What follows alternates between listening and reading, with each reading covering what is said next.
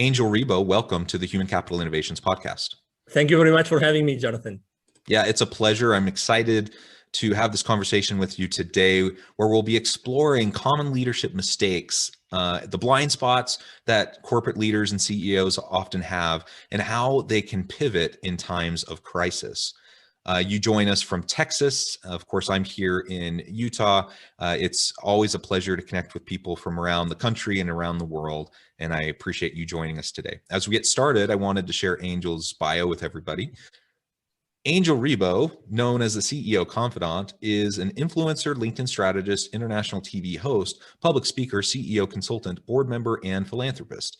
In the last 21 years, Angel has helped more than 1,500 CEOs in 33 different countries to accelerate the growth of their businesses. He was born in Barcelona, and he has lived in 8 countries and speaks 5 languages. Established entrepreneurs and corporate CEOs hire Angel to bridge the gap globally for expansion and exposure to grow their businesses. Angel sits on the board of the Evolutionary Business Council, an organization with more than 350 global transformational leaders with a combined reach of well over 600 million people. Angel is based in Texas, and early in 2017, he launched his international foundation, Wisdom for Kids, and he has helped more than 1,000 underprivileged kids in Latin America become entrepreneurs using their local resources. See Angel Rebo on all of his social media outlets. And I'm, again, really excited to talk with you today. Angel, is there anything else you would like to share with listeners by way of background or personal context before we launch into the conversation today? No, well, thank you very much for taking so much time to read my bio. Maybe to say something which is not there, but it's who I am really, and I consider myself to be the connector of the unconnected. I consider myself someone who is able, or who's here in this, day and time to really help people that are unconnected today to get connected.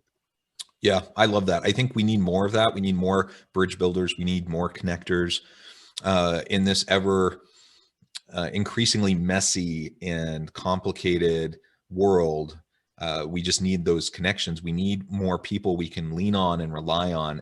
And so the work that you're doing is wonderful.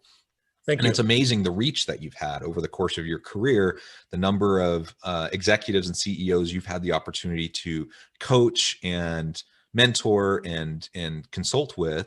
And I really think that's where it's at in terms of making a broad impact, when we can influence leaders who in turn can then reach out and influence their organizations. The impact can be incredible.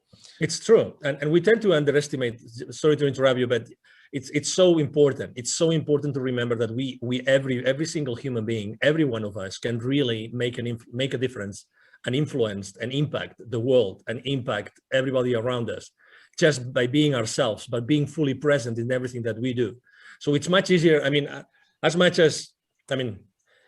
To be honest, 5 years ago when I started my own entrepreneurial journey, I had no idea of those things until I really sat down one day and I started counting them. Because when you are so busy and so distracted with your everyday life, you don't really I never took stock of my life, like literally, until someone said, "Hey, Angel, come on, give yourself a break," because we're very hard on ourselves. So yeah, absolutely. So, we all have this ability and this possibility, really, opportunity is the right word, to influence the world and change the world every single day, all of us. Yeah, absolutely. I believe that as well. And whether we're consulting with CEOs or we're helping those around us in our neighborhoods, our friends, our family, people on our teams at work, we all have influence. We all have the opportunity to impact those around us. So I think that's a really important reminder and a really good message.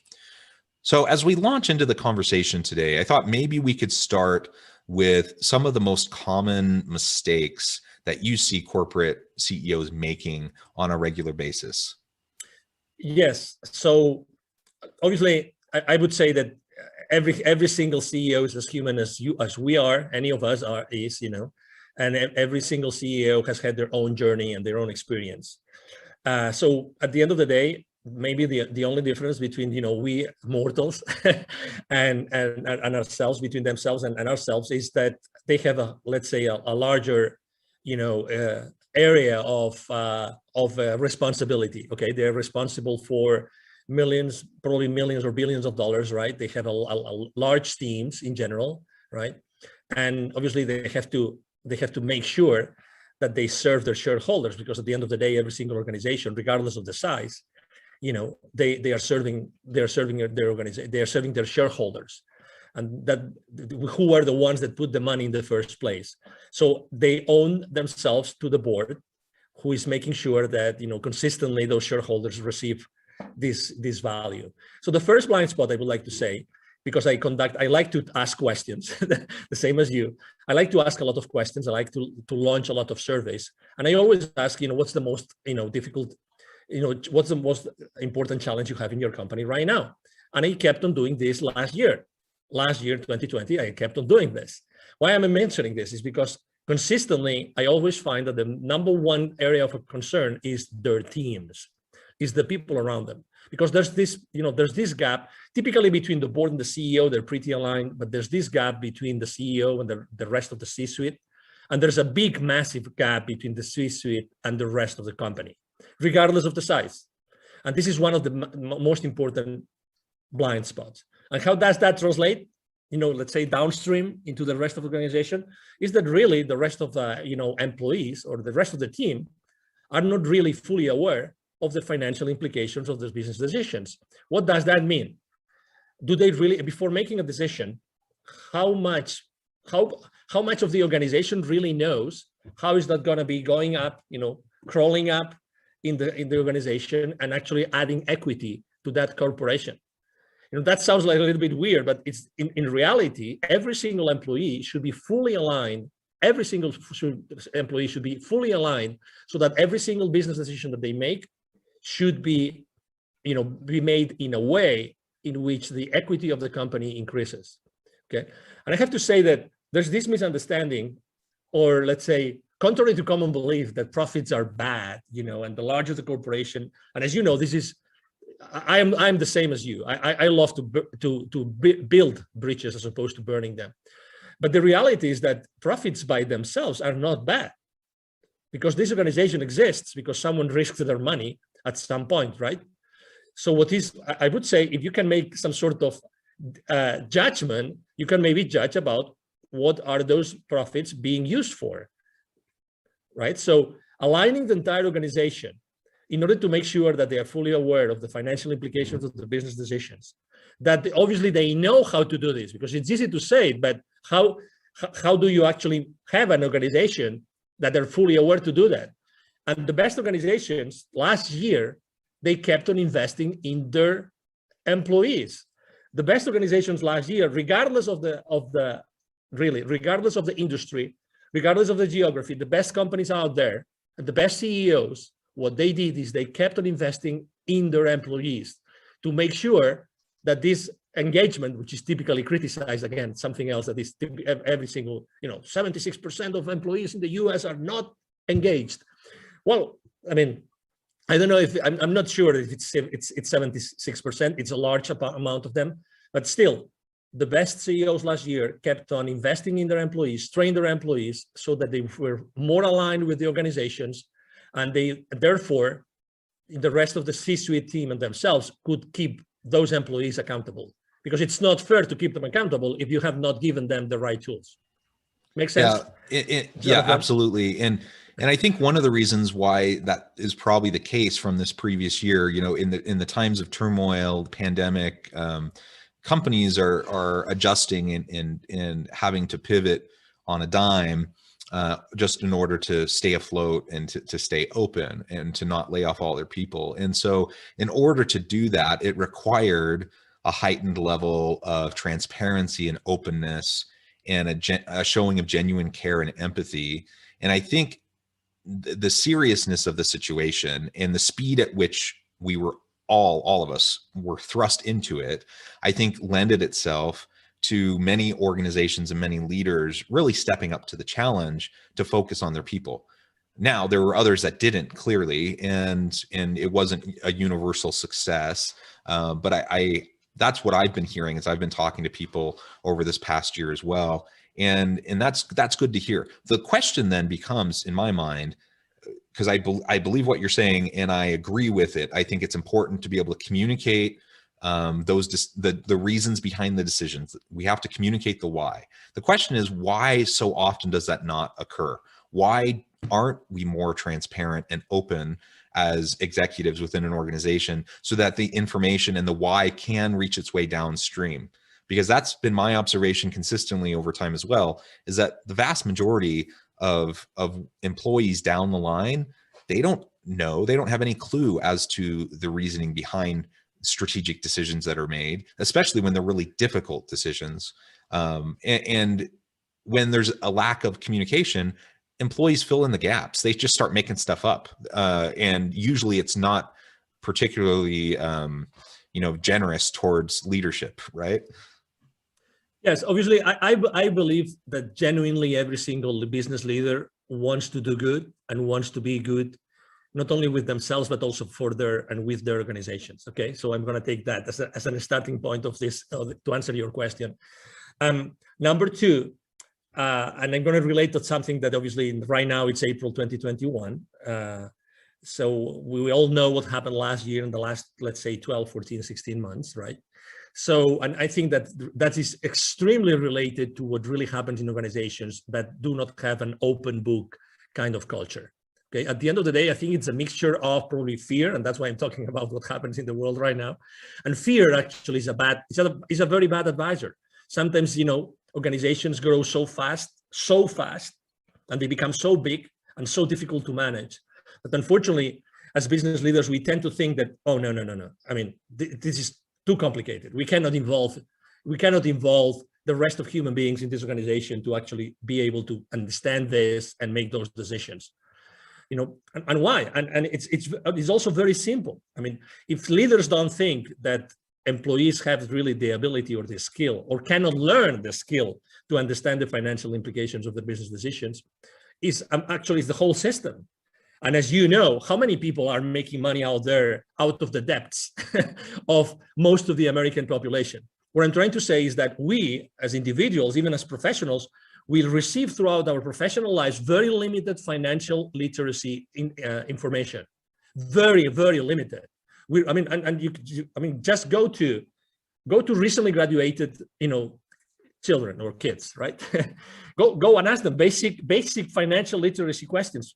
How many are going to answer the right question? Are going to give you the right answer? Excuse me. Very limited. So obviously, we live in a world that unless we as business leaders, I'm talking about CEOs, we become fully aware that we have to train and we have to do it, because unless things are not going to change. So again, I think there's some fear there that they think that probably they're not going to understand it. Obviously, there's some mistrust. And again, remember, CEOs or business leaders are human beings. Human beings, the number one thing, we cannot change the structure of our brain. We live in survival mode, like it or not. And I'm not talking about this famous Minecraft. I'm not talking about Minecraft survival mode. I'm talking about the survival mode that keeps us alive, right? And as parents, we do the same thing with our kids. By the way, I appreciate the reference to Minecraft. My two little boys love playing in survival mode on Minecraft. So that's a nice little aside. Yeah, absolutely. That's why I like to mention it. So we live in survival mode. So we tend to protect ourselves and we tend to protect our small boxes. We live in boxes. We live our lives creating boxes in which we perceive we are free and safe. All the time. We are always looking for, feeling safe, right? So, okay, so what can we do? I think the number one is becoming aware of the problem. Once we know that the problem is this one, the second is little by little, close those gaps that I mentioned before. And the gaps and as soon as you start, closing those gaps, you will realize that everybody fully empowered can actually keep on increasing shareholder value non-stop. And it looks like we're talking about large corporations. That applies to the small, 5, 10, 15 employees, mom and pop, brick and mortar, business. It's the same thing. Actually, this week, I forgot who that was, a very famous, food industry franchisee, there was in all the news, there was this, big announcement, franchisees are not happy, blah, blah, blah. I mean, I obviously, it's unfortunate that that went to the media, but I'm sure that this company is trying to do a great job of keeping all their franchisees, afloat. But the thing is, what's the right thing? What's the right set of skills that you give those franchisees in order to survive in a place in which, for the last 16 months, the consumption of food by every one of us has changed. The way we consume food, the way we go to the market to buy food has changed. So the fast food industry has also changed. So again, it's the same thing. Are we caring enough about giving everybody around us, all our teams, all of our partners and franchisees and channel partners, the right set of skills so that they can stay consistently afloat? So the answer is probably no. But can we do it? Of course. First, become aware. Second, make sure that you consistently are trying to close that gap. Yeah, and so you've already kind of alluded to some of the blind spots. So mistakes often occur. Well, sometimes it occurs due to negligence. Sometimes it occurs by no fault to anyone. It just kind of external pressures happen and mistakes happen. But sometimes it really is blind spots. Like, you just have no idea. You don't know what you don't know. Exactly. And you're in these new complex situations. You're being generous and assuming the best case scenario for leaders, that they're just doing the best they know how, but they have a blind spot. So you've already kind of acknowledged what a couple of those might be, and how acknowledgement and awareness is probably the first step. How do you increase that level of awareness when you do have blind spots that are hindering your ability to lead effectively? Yeah, I have a business mantra that I use both with entrepreneurs and with corporate CEOs, and that is take imperfect action now. I like, take imperfect action now. Okay. So again, since day one, the first time we hit a kindergarten place, it's perfection, right? I mean, we have to learn everything, and everything has to be perfect, has to look perfect, right? I mean, you name it, right? So in reality, perfection is one of the most important deterrents of anything that we do. So I think that the first thing that we have to do is, as business leaders, become aware that we have to start exploring many other possibilities. I would say that the larger the organization, the more complex they become. I like to use simplicity. One of the main reasons why this is happening, all the blind spots we have been talking about, is because there's a lack of clarity. With a lot of many different issues and so many moving parts to achieve certain goals that the board is telling you to do or to achieve, you lack clarity. So there's so many routes, there's so many things to do. And then with lack of clarity comes complexity along with it, like all come together. That's why I like to talk about in terms of simplicity. Take very simple ideas, use something called the deprivation test, which is try to stop doing all those things. What would happen in my company if I stopped doing A, B, C, D, and E? And analyze every single thing, literally. Start analyzing the top, let's say, I don't know, the top 10, 20, 30 different processes that are in place in any given organization. What if I eliminated that whole entire process? What would happen? That whole entire process. You would have so many surprises, Jonathan. So many surprises that we are doing things that we shouldn't be doing, but we just have been doing it. And we are so amazing as human beings that we can do the most, or we can do so many wrong things more and more efficiently every single day. It's crazy. Every single day, we are the masters of inefficiency by doing the wrong thing more efficiently every single day. It's crazy stuff. But that's, again, it's human beings. It's survival mode, So that's what I found every single day. That's why simplicity and immediately taking action and becoming aware of those things that really are not adding enough value.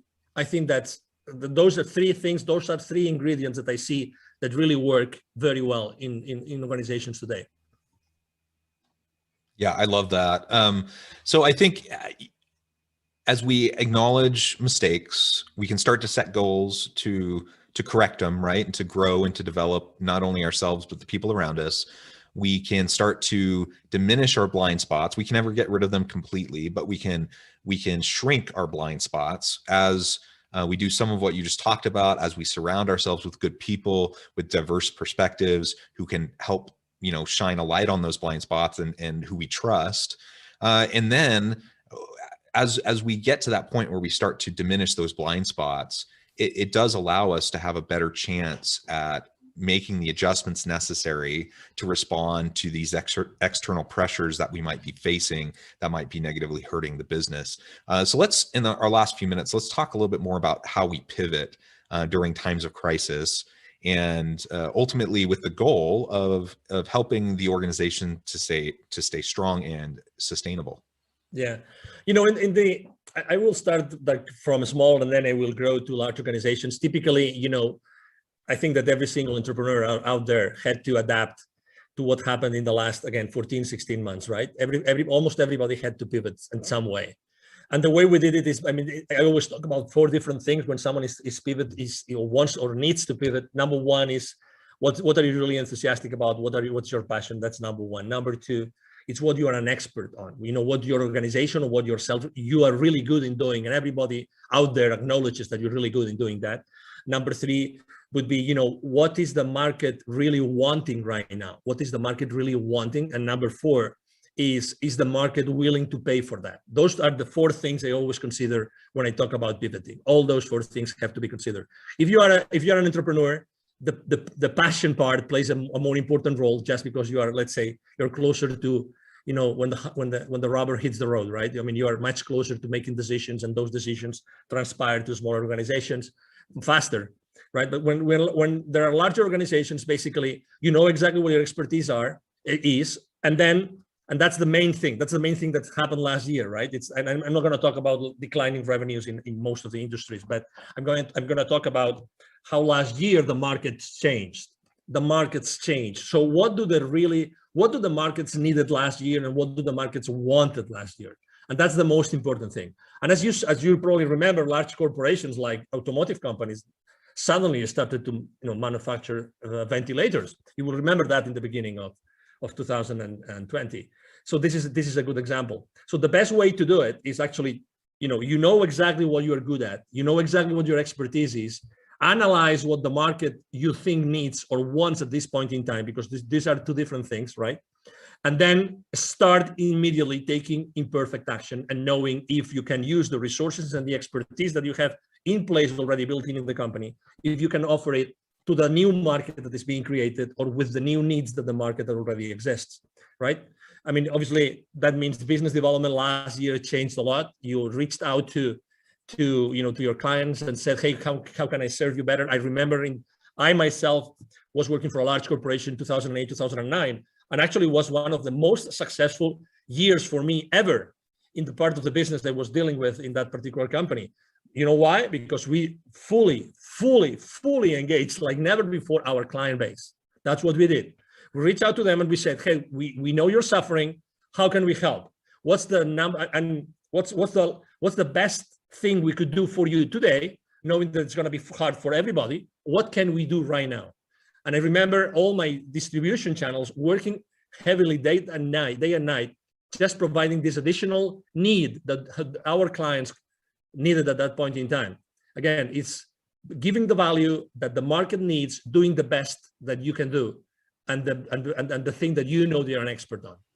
Yeah. Those are great questions to be asking as we think about how to pivot and the strategy around that, and focusing on your channels, focusing on your customers, focusing on the value you bring to the market is always important. The other thing that you've said multiple times today that I think is really worth spotlighting is this idea that we need to move forward. We need to take a step into the darkness. We need to act, even if it's not perfect.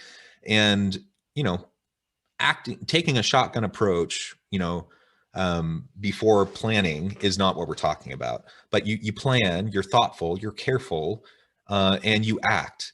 And as long as you have built-in mechanisms to iterate, so you can learn, you have feedback loops and you can learn as you go, then the action becomes an opportunity for learning. And even if things don't work, you've learned, you refine, you iterate, now you keep acting, and you can build the plane while you're flying it, so to speak. And I think that's a really important reminder and a good lesson for people, especially those who might have perfectionistic tendencies. Angel, it has been a real pleasure talking with you today. I really appreciate your insights. The time has flown by. Before we close, I did want to give you a chance to share with listeners how they can get connected with you, find out more about your business, and then give us the final word on the topic for today. Thank you. Well, thank you very much. I mean, we are right now. It's it's April 2021, as I said before. The first thing I would like to say is obviously the easiest way to connect with me, as you will see if you go online. I'm on all the social media outlets. I am actually publishing content every single day, and I keep on building those bridges that have been burned for the last month, because I think that that's something that we all have to do. The easiest way to reach out to me, I'm going to give my direct email address, which is Angel, ANGEL, @angelrebo.com. Rebo is my last name, and it's spelled like R-I-B as in boy, O, Angel @angelrebo.com. And the last thing I would like to say is, even if sometimes it looks like we are stuck, it looks like we cannot move forward, it doesn't matter if you are, if you're a large corporation or if you are a small entrepreneur. What I would like to tell you is that, every single day we have the opportunity to discover how infinitely powerful we are, all of us. And there's really out there's gonna be always customers that only us we can serve with ourselves and or with our organizations. Only us we can do, or we can serve with our products and with our services. So just, go out there, take imperfect action, receive that market feedback, and keep on course correcting whenever necessary. And obviously, thank you very much, Jonathan, for having me here today. And thank you to the audience that has been watching or listening to us. Wonderful. Thank you, Angel. It has been a real pleasure. I encourage listeners to reach out, get connected, find out more about what he can do for you. And as always, I hope we can all stay healthy and safe, that you can find meaning and purpose at work each and every day. And I hope you all have a great week.